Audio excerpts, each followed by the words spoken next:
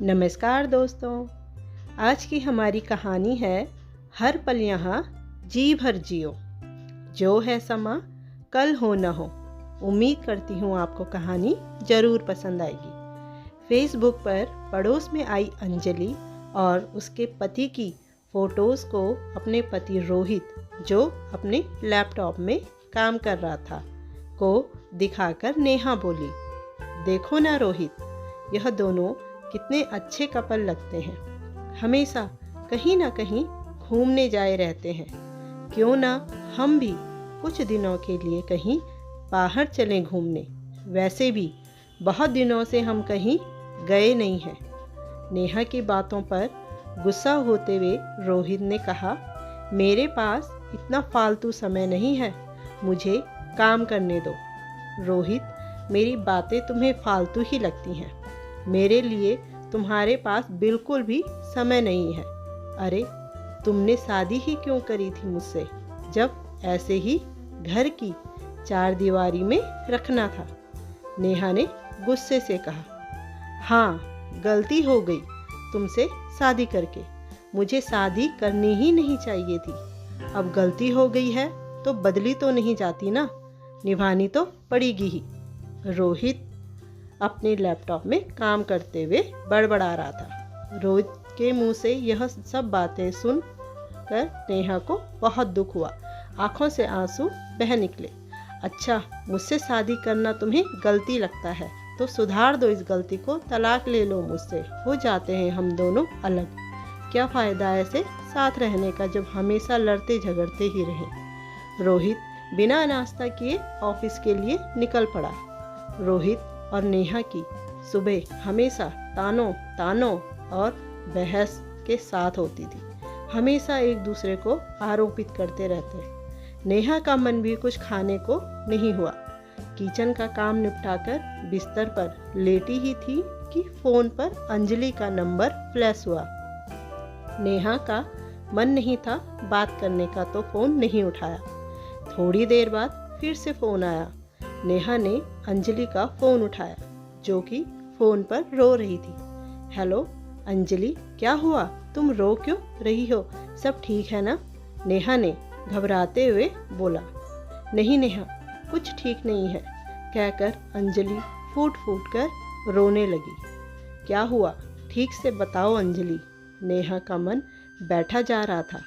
उसकी आवाज़ में कंपन था। वो अभिनव का ऑफिस जाते समय एक्सीडेंट हो गया है। अभी सिटी हॉस्पिटल से फ़ोन आया, वो बहुत सीरियस है। नेहा, मुझे बहुत डर लग रहा है, अंजलि रोते रोते बोले जा रही थी। मैं अभी आती हूँ तुम्हारे पास, तुम खुद को संभालो, कहकर नेहा ने फ़ोन कट किया और रोहित को फ़ोन कर सब बताया। नेहा ने जल्दी ऑटो करके अंजलि के साथ हॉस्पिटल पहुँची। थोड़ी देर में रोहित भी हॉस्पिटल पहुंच चुका था। थोड़ी देर में डॉक्टर ओटी से बाहर आए और सॉरी कहकर चले गए। अंजलि वहीं फूट फूट कर रोने लगी। संभालो खुद को अंजलि, नेहा ने अंजलि को संभालते हुए कहा।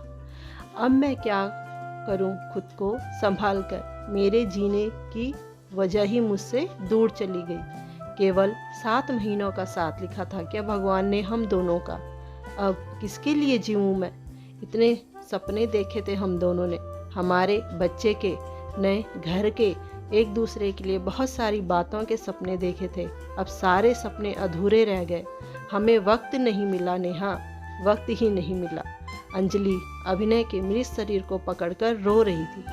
अंजलि को यूं रोता हुआ देख नेहा और रोहित दोनों की आंखों निर्झर आंसू बह निकले। थोड़ी देर में अंजलि और अभिनव के परिवार वाले भी आ गए। अंजलि और अभिनव के परिवार वालों ने मिलकर अभिनव का अंतिम संस्कार किया। सभी विधि खत्म होने पर रोहित और नेहा देर रात घर वापस लौटे। दोनों के बीच खामोशी पसरी हुई थी। नेहा आंखें मूंद सोफे में बैठ गई कि तभी रोहित दोनों के लिए चाय बना लाया। सॉरी नेहा, मैं सुबह तुम पर बहुत चिल्लाया। अरे क्या करूं, काम का इतना प्रेशर होता है और इस वजह से मैं इतना चिड़चिड़ा हो जाता हूं कि उसका गुस्सा तुम पर निकलता है। I am so sorry Neha, Rohit रूंधे गले से बोला। रोहित, तुम सॉरी मत बोलो, मैं भी गलत थी, मैंने भी ज़्यादा ही बोल दिया था, मुझे आपसे ऐसे बात नहीं करनी चाहिए थी। नेहा, तुम्हारा गुस्सा भी सही है, मैं तुम्हें वक्त दे पाऊँ इतनी सी तो तुम्हारी इच्छा होती है, लेकिन वो इच्छाएं भी तभी पूरी होंगी जब मैं काम करूँगा।